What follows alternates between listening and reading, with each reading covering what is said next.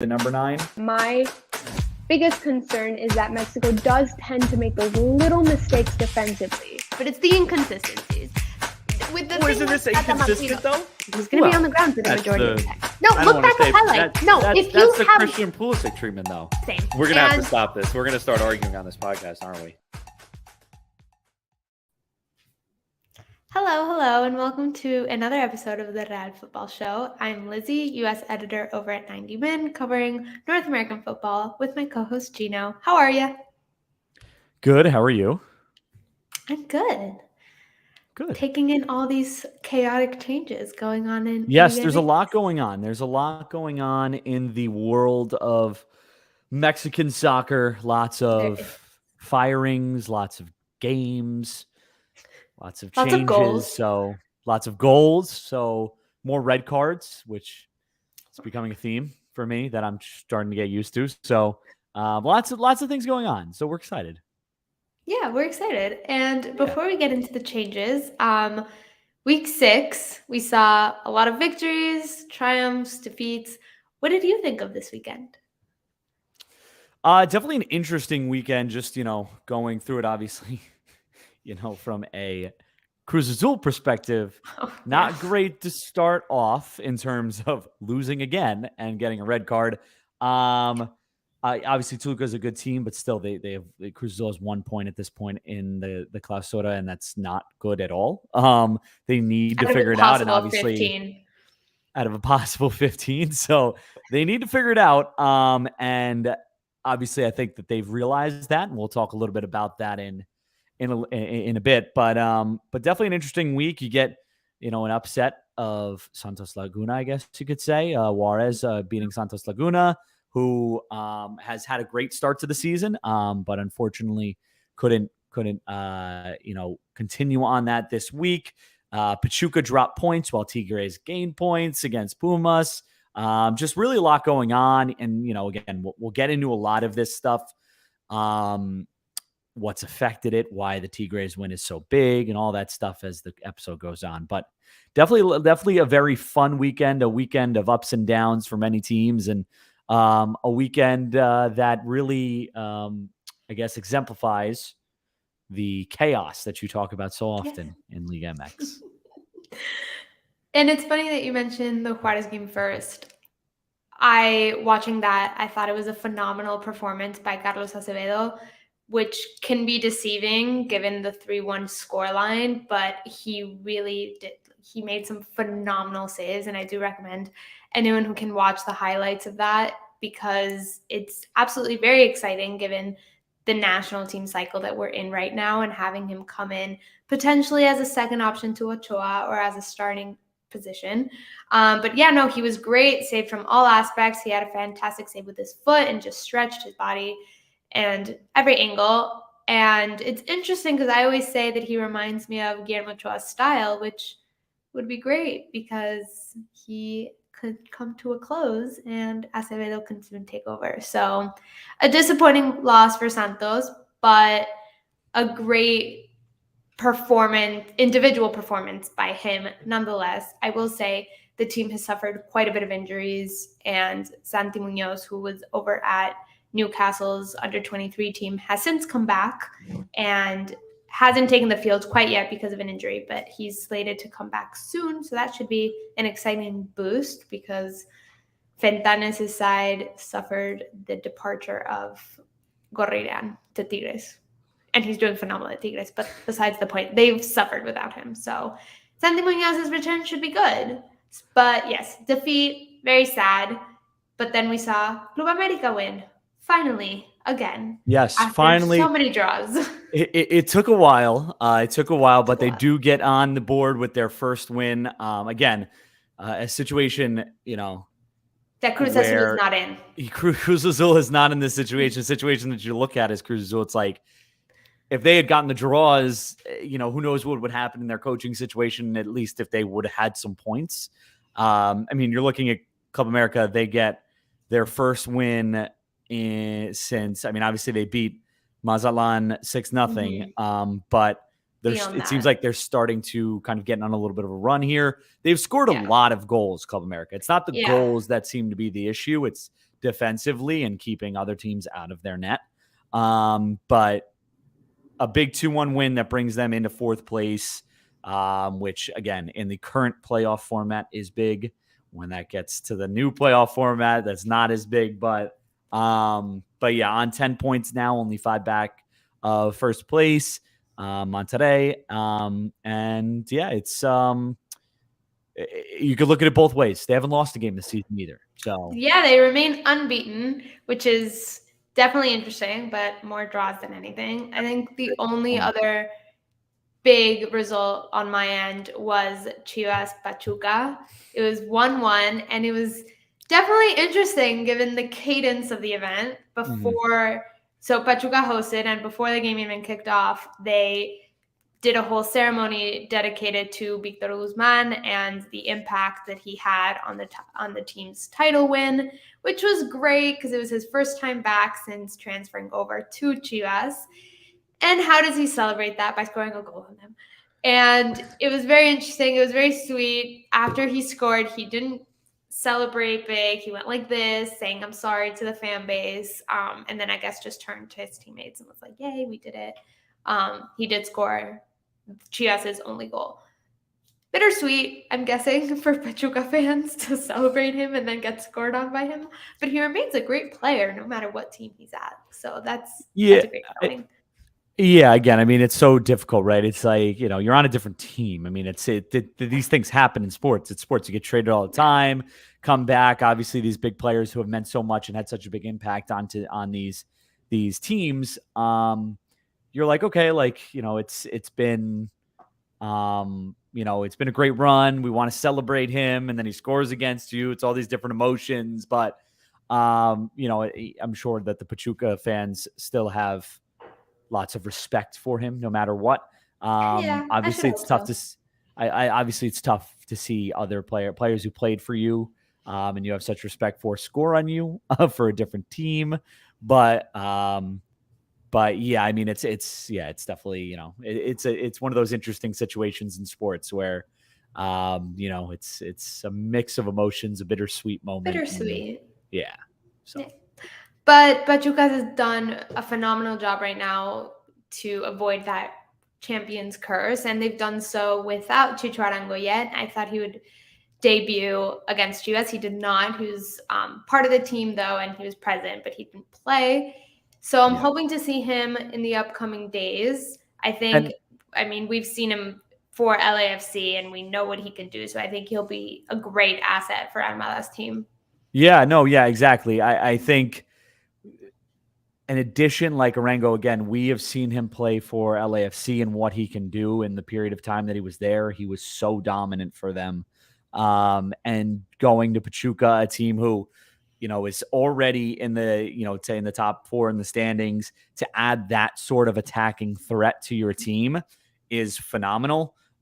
They've scored 8 goals this. They've scored 14 goals already this season, which is tied for the most of any team in La Liga or in Liga MX. And adding a player like Chicho Arango is only going to, amplify that even more. So he is going to add to that team, and you just expect him to fit in well. And, if everything goes well, Pachuca could be a very dangerous team the rest of the Clausura moving forward. Yeah, and it's funny you say that. They've scored a lot, but considering they lost a couple of their best players after the win, which is always expected after a great season. You're going to be picked apart to a certain extent. But Guillermo Almada has done a phenomenal job of balancing that out with new additions and strengthening his starting 11 to fit the situation. And yeah, they deserve to be on top. So it's great to see. I'm sure Guillermo Almada was sad to lose out on the national team position because he was the last 2 contender against Diego Coca, but he remains with Pachuca, and it's still a great job to have. So I'm sure he's happy there. Yes, I'm sure he is. I would imagine. I would imagine. I think he's doing great. But speaking about coaches, everything changed this week. So many changes, so many firings, so many hires. So we'll start over at Xolos, Club Tijuana, Xolos Quincles. They fired their head coach and hired Piojo. So Miguel Herrera is back at Liga MX. We know that he's seen stints at Xolos before. Club América, Tigres, obviously, but he was fired recently from Tigres last season. Obviously, we know it's not confirmed and official and whatnot, but after his "I have an old roster" comment, I'm sure Tigres officials did not like that and said, you know what, we can do better. So they fired him. And they are. But we'll get into the they're fact great. that they're on another coach now too. Yeah, I mean, Guignac's goal, honestly, this weekend was phenomenal. Phenomenal, given this is what would be the downhill of his career. Of his career. Just, for sure. I mean, he is still playing at a high level. I mean, it's he's unreal been phenomenal. what he's doing. Yeah, no, he's been great. But so Piojo is back. He's already coached at Xolos before, and now he's returned. So they announced it just a couple of days ago, and he's already spoken about his candidacy for the Mexican national team position, because we did know that he really wanted that position and to return and come back, but he was not selected. He has since said that his mind is completely on Xolos, on improving. And last time he was at the team, he took them to Liguilla, so he could do great things with them again. I mean, he definitely knows how to motivate. Yeah, I mean, listen, he's been around and been a coach in on many different teams for many different teams for a reason. They don't just keep hiring him back because he's a bad coach. Right. He's very talented at what he can do. Obviously, he's had his ups and downs, as everyone does. And he's had his mistakes that he's made and his jobs that just didn't fit him or that didn't work out. And, but he is a phenomenal coach and a coach that has done very well in this league and is being brought back for a reason. And so a team like Club Tijuana, who currently sits in 13th place, just outside the playoffs, that's a team that can benefit now from that. And obviously he's familiar with the club, familiar with the setup. It's going to be interesting. It's not really much of a transition for him. Right. It's more of okay, I'm familiar with everything, the setup, the big players, everything that's at the club. Now it's time to get the best out of these players, which is good. That's a great thing, because not having to focus on adapting to the outside off the field stuff is probably massive when it comes to coaching and being able to just focus on the players on the pitch each week. Yeah, I mean, he's definitely not new. He knows Liga MX inside and out. He knows Mexican talent. He knows what's available. So I'm sure he'll do well. I don't foresee thriving to a certain extent, but a little better than mediocre for sure. Which for Xolos is exciting. Yeah, exactly. So I mean, even if he brings them up to 7th or 8th in the table, that's great. That's where they would want to be. So I think he can have that kind of effect, especially with kind of, again, what happens in Liga MX, as I'm starting to realize, with the chaos and teams winning and losing. Anything can happen any given week. So, having an experienced coach like him is going to, I think, very much help them. Again, like you said, will it get them to, the best of the best? Probably not. You need the players also to do that, but it'll allow them to, maybe figure some things out, work some kinks out, and start to have a little bit of better or more success towards the end of the season.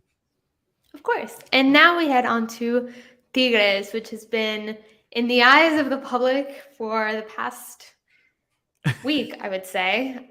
Forever. Absolutely crazy what happened on Thursday, which again seems like forever ago, but was not. So we know Gerardo Tata Martino, head coach of the Mexican national team, departed after the World Cup because his contract ended. So at the time, Mexican national team had been looking for a replacement. And we know now that they found one in Diego Coca. But it was rumored once he was interviewing that should he be chosen, he would continue in a part-time basis and head off to Mexican national team for the Nations League camp and that FIFA window, and then return to finish out the tournament, the Clausura, with Tigres. So that double part-time role. And Tigres said, we are not worth that. the president of the team, came out and said, our fan base, our players, and our officials do not deserve a part-time coach. They deserve someone who is full-time dedicated to you as you are full-time dedicated to us. So they fired him, and Tigres announced on Thursday that he was leaving to be head coach of the Mexican national team. And that's important because the Mexican national team hadn't announced that yet. Tigres confirmed it in their press conference, though, of course, it was rumored and people had broke the news already, but it hadn't been made official by a sporting entity, and Tigres did that. And it's just interesting because Tigres and their fan base historically don't get along too well with the Mexican national team. So it even better, even juicier tea. But yeah, so they announced his departure, and the Mexican national team announced Coca on Friday, just 24 hours later.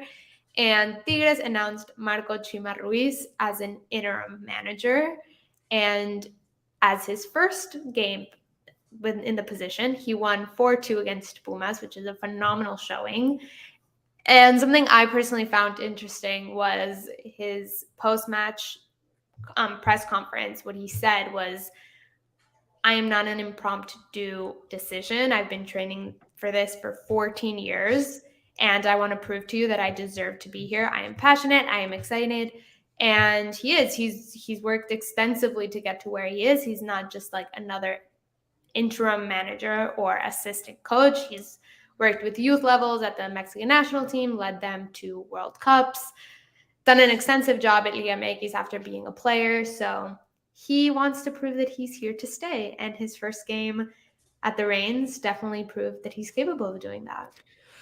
Yeah, I mean, again, let's start with Diego Coca. I mean, you understand, obviously, the reason why Tigres made the decision they made. There's a reason that national team coaches don't also coach club teams. It's a lot of work. You don't to coach a national team. I don't think people realize, like, it involves a lot of scouting and making sure you know what every player in the player pool is doing.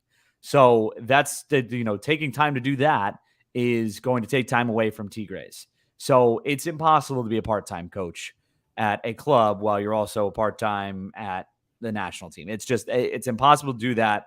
And I completely understand, like, obviously maybe it was a sign of good faith by Coco to do that and say, like, listen, like, I feel bad. I want to finish it out. But in the end, the Tigres couldn't let that happen. So from that perspective, completely realistic and makes sense decision by Tigres. But when it comes to their new coach, it's, he not many better situations you can jump into than being jump into the head coach. Obviously, a lot of people, a lot of teams that fire their head coach are in bad positions, have bad players, whatever.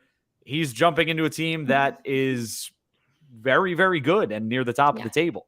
So he obviously is already given the tools to be successful. And now, as he said, waiting those 14 years, he's been preparing for this. We'll see how that works out. But he's been given the tools to be successful. He has the players to be successful. It's a really good situation to go in, and already, shining in that first match, winning 4-2 over Pumas. Yeah, it's definitely interesting. As you said, most head coaches or interim managers who step into the situation is a Mazatlán, a Xolos, potentially even Querétaro and Cruz Azul, who are bottom of the table, desperate for something fresh and new. And yeah, that's definitely not Chima's case at all. It's also interesting because obviously Coca was hired before the clausura, 6 weeks at the job, if that, working with these players before departing. That was definitely hasty and weird. And as you said, probably a sign of good faith, but I understand why they took that decision. Now, Chima is in the best position.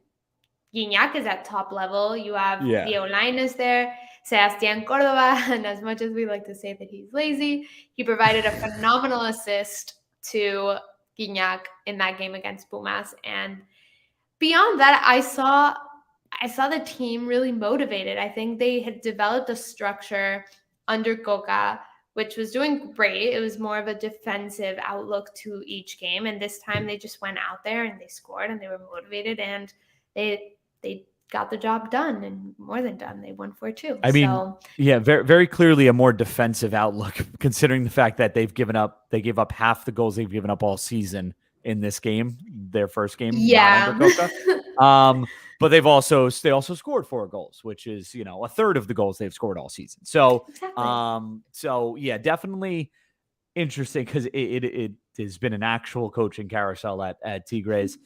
You cannot blame Coca for taking the position.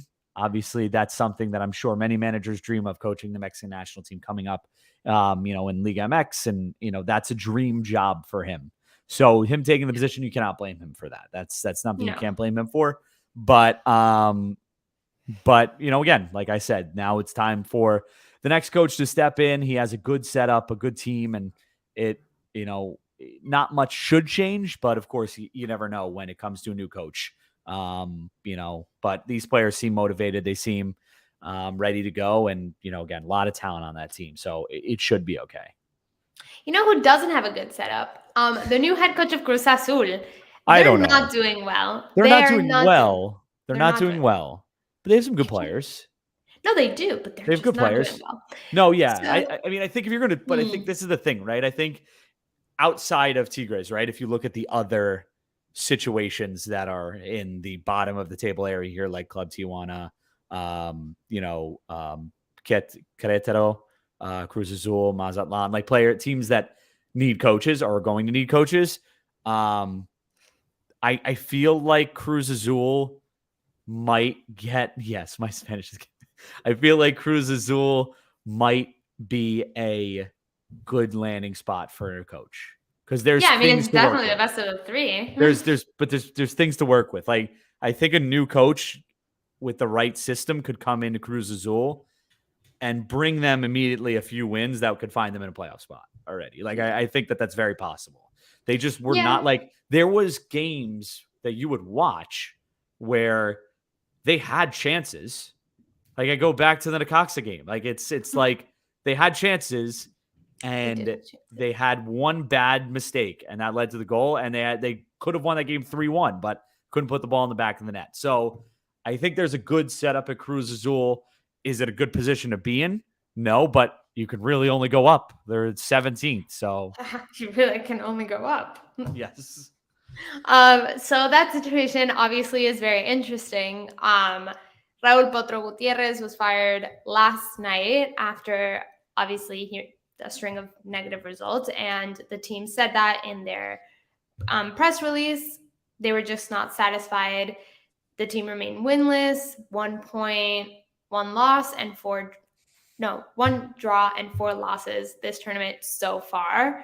So definitely negative. He came in actually mid the 2022 Apertura. He replaced Diego Aguirre, and he came in as an interim basis, which was interesting. And I wouldn't even say proved himself in terms of results afterwards. Other than winning the biggest trophy in right, Copa por Mexico. No, that was phenomenal. I think that was the only good thing in the past, 2 tournaments? Legitimately the only good thing that's happened.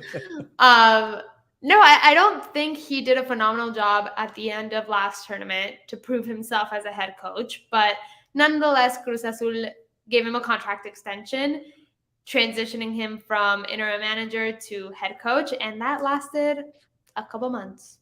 6 weeks. So literally, I didn't understand that leap of faith from the team. I'd like to think they were in a rush or they saw something, some type of potential. I don't understand, but he has since been fired, and the team is on the search for a new head coach. There's so many options for the team to choose from. My personal favorite, as Geno knows, is Jimmy Lozano. Yes. He led the Mexican national team to bronze medal at the Olympics, at the most recent Olympics, and I think he's just a fresh young face. Unfortunately, however, he is not a front runner anymore, and it is Ricardo Ferretti. So now, I don't know much about these coaches. I don't know much, but I do know that Lozano has a lot of swagger. Very, dresses very well. I like that in my coach. I like a guy who's, I like listen. You got to feel good. You got to look good to feel good to do well. It's just For sure. those are the things. So yeah, I like the guy. The thought of Lozano sounded great from what I do know about him in terms of the fact that younger guy, new ideas, worked with youth players, younger players before. But if he's not the front runner, I mean, there's a reason he's not the front runner, I guess. And maybe I think Cruz they will want more experienced coach would be my guess. Yeah. The question I guess then becomes: do you want a coach who's more experienced with dealing with bottom of the table issues, or do you want a coach who has more experience with just having good teams overall? Like, how do you break that down? I don't know. I don't know what works best for Cruz Azul in this situation. Again, I like younger managers with new, fresh ideas just to bring something new to the table. But, and of course, having someone who has their pulse on the youth Mexican national team is phenomenal. But we'll see. We'll see. If he's not the front runner, he's not the front runner. You can't do anything about that, unfortunately. Yeah. I think something Liga MX does that is, to a certain extent, frustrating is that there's a recycling of coaches that tend to come back every 5-6 years. It's these faces, familiar faces that come back, and you target them under the experience category, and I understand that, but they also left for another reason. And Jimmy Lozano is new. You are taking a risk with him, and it's not to say he hasn't coached a team in Liga MX. He had a project at Necaxa. But I do think he hasn't been given the opportunity to lead with a team that has a budget or that has a complete roster, which Cruz Azul does have. I would have liked to see him take the reins on that. It would have been great. It's a fresh perspective. But again, yes, I understand the experience aspect and the fact that Cruz Azul right now are not in the position to take a risk and instead want to appease their fan base and instill hope and stability in the team. And I do understand how Jimmy Lozano doesn't give off that type of energy. But yeah, I mean, I think for Cruz Azul in a perfect situation, I want a coach who is going to be offensive minded because, again, they've scored 4 goals in 5 games. That's not good. So you need a coach who's going to be offensive minded, have a defensive structure, but they've only given up 9 goals all season. The defense has not been the issue. They need to put the ball in the back of the net. They need to create more chances. I mean, the crosses haven't been great. Just the team overall has not looked good going forward. So someone who has a tactical plan offensively to make this team better is the ideal candidate for this job. So whether that's Jamie Lozano, whether that's somebody else, any of the other candidates that have been mentioned with Cruz Azul, that's the candidate that needs to take over this job because I think that's where their biggest, inefficiencies are. Very true. And we shall see. Cruz Azul, as I mentioned before, I think this was honestly the perfect time to fire him. Cruz Azul do not play this week or in the weekend. They have about a week to adjust, understand, and come up with that interim manager to be the face for the moment. So they have a little bit of a break as opposed to those other teams. We know they play Friday. They do play Friday, so they have a couple days. They have a couple days. So, and they're playing Puebla. So, I mean, obviously, nobody is beatable for Cruz Azul right now. Yeah, no one's under you guys. No one's beatable. But it isn't like they're playing, Club America or Pachuca this weekend, and you just hope that they, fresh voice, fresh face, will change something there. Yeah. As we know, week 7 starts tomorrow and leads all the way up to Thursday. And then week 8 starts on Friday and goes up to Sunday. So we will see a lot of Liga MX action. That's why I'm a little hesitant to discuss not Cruz Azul's position on the table, but everybody else's position on the table, because 2 games will change absolutely everything at the point that we are in the season. So by the time that we come on next Tuesday, everything might change. Santos might be second or Club America might be mid-table team. We don't know yet. So yeah, nobody knows. I don't know. I mean, maybe Cruz Azul goes on a little bit of a run all of a sudden. They just start taking down teams, and maybe we just won't have a podcast if they start winning games. We'll just stop doing the podcast. I'm sure that's exactly what's going to happen. Sure of it It's all. possible. Anything is possible in Liga MX. That's what I've learned. Anything That is is not. possible. That is possible. Except I that. believe that Main we will characteristic of a Cruz Azul fan. believing. Can't wait to see you disappointed on Tuesday. Disappointment when we is my show. forte. Disappointment is. is my forte. Disappointment is great. I love disappointment. It's your constant state of being. Literally. Which is great. Sports wise. I'm a very pessimistic person typically. I don't think any of my teams are ever going to win anything. So that's like the least shocking thing in the world, that Cruz Azul is bad. Thinking. But, again, like I said, you can only go up. You can literally only go up. I love disappointment. It's great. I love disappointment. You can only go up from here. So there's nothing else that can happen. The team can't lose. The team can't, it can't go any further down the table. So they're out of the playoffs right now. Yeah, well. But you still have a couple weeks. What does it even matter? Nothing. No. We still have a couple of weeks. So today's episode is going to be just a little short because we have so much action on Tuesday, given the double week of games and the fact that in 11 days, Major League Soccer comes back. So we have a lot of stories, a lot of interviews to go through. And so we will compensate the shortness of this episode with an extra long episode next Tuesday, which we'll prepare for. So yes, thanks so much for listening. Don't forget to subscribe and follow and all that fun stuff and good stuff on everything below. Thanks. Bye. See ya.